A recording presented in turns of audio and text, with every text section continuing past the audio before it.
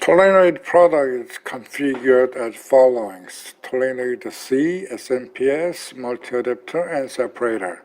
With this, we are going to do two types of demonstration, LED and CCD camera. First of all, we are connecting these modules with the harness line. With the separator on, as you can see, you can install Tolenoid C into existing active power line without any problems. You can add Tolenoid C to increase output power for 60 watt LED, and you can connect them with multi-adapter together. With the separator on, Tolenoid C is not working, so the LED is not on. However, as soon as the separator is off, LED start working, as you can see.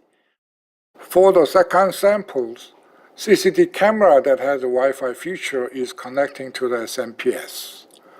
Output of SMPS can be designed for their specific electronic equipment very easily.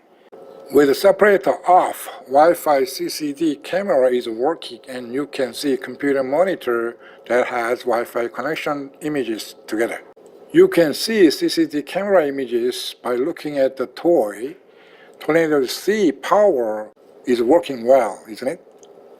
Of course, again, if you connect separator again and on, system is not working anymore.